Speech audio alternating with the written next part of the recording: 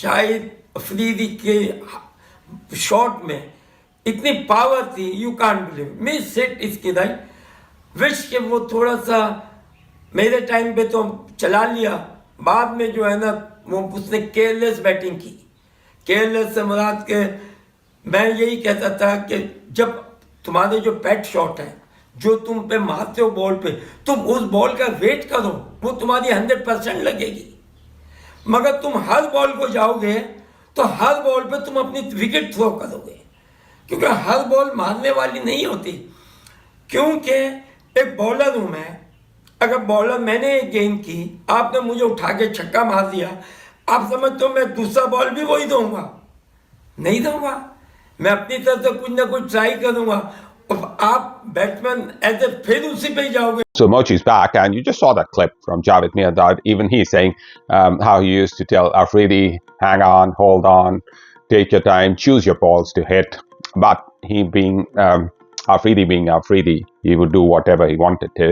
So I'll just continue from that chapter where there's this Karachi cricket cult, and he's talking about tape ball cricket in Pakistan, and he's telling this will be a short one, and as a tape ball is not as hard as a regular cricket ball. You don't have to pad up, and most windows, street lamps and cars that the ball makes contact with, and it always does, usually remain intact.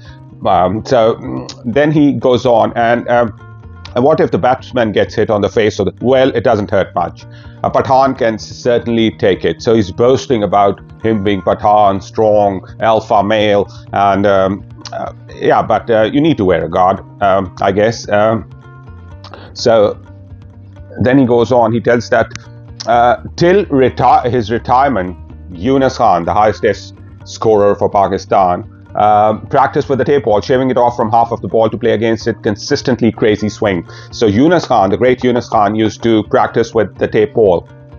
But then he tells about the bowlers. But this sort of cricket hurts our bowlers. The correct line and length for bowling tape balls is different from the cricket ball.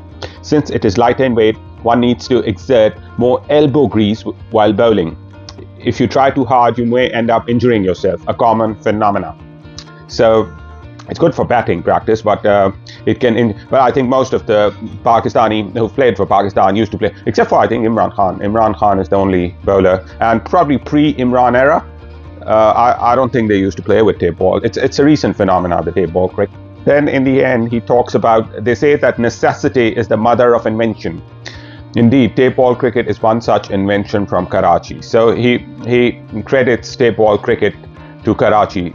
The urban jungle we grew up in didn't and still doesn't have many cricket grounds. So Karachi doesn't, so that's why tape ball was invented. So it was played in streets and illas, and so that's how it goes. I'll just hop on. So this is just him introducing himself. This is before Shahid Afridi was selected for the Pakistan team. So I'm just quickly going through these chapters. So the fifth one is a brutal wake-up call. So then he says that in chapter 5, in the middle of all this, friends came and went. In 1992, they shifted. We shifted to Gulshan-e-Iqbal Block 13, a more upscale neighborhood. So they moved. Then our previous address. It was a different world. The roads were wider. The cricketers I played with were older and more experienced, and the tape ball game was better. Tougher, actually, even though it was a bit of a change. There were no Pashtuns or relatives in the area. It didn't matter. There were no politics when it came to cricket, certainly not in our neighborhood. So in that upscale neighborhood, he tells a story. He starts hanging. When I entered my teens, I started hanging out late at night with local hotshots, some gang of friends or the other, some with political connections, doing the things those with connections do. So he got into the hip hop club, probably smoking or pundi, and things like that. So hanging out after hours on the street with the guys soon became part of my routine. So every day he was spooning. So then one day, so this chapter is all about this. Then one day my elder brother Tariq changed it all for me with a slap. It was late, so this is the incident. It was a late night out when I was chilling with some of the guys, just messing about, when Tariq Bhai came and confronted me about how I should be home once the match was over. When I protested, he slapped me in front of everyone. Patak! Bhai, khara kharaba kya kar rahe hai? So this was the kind of, the elder brothers used to do that, especially in Pashtun. So I felt so small, embarrassed and angry. Tariq Bhai had insulted me by hitting me in public. He also warned me that while he encouraged my playing cricket, he too had played cricket at first class level and was in fact a very good fast bowler. He didn't approve of the social habits I'd embraced on the side. So he got a slap, and that was a wake-up call. So after that slap, I think he mentions that he stopped hanging out with those guys. And then this last para where he says that's what the slap was. As a cricketer, Tariq Bhai could have been as legendary as Imran Khan for me. So I believed he was that good. Lord, Imran naal mila deta hai. Maybe I've never seen Tariq bowl. More importantly, he was also the wall between my father and me, and encouraged and protected my cricketing pursuits from my disapproving father. If he had hurt me, he had done so for a reason.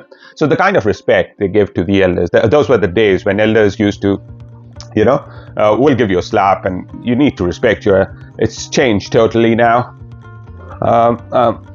So on chapter 6, he's still not in the Pakistan side. He still hasn't got the call, and this chapter is about his father investing in stock market, and they lose money, and this is all about that. My father, I'll read you a few paras. A reasonably successful entrepreneur by then, had, thanks for some, invested a lot of money in the stock. However, one day when the markets crashed, as they always do, he lost a huge amount, around 10 million rupees.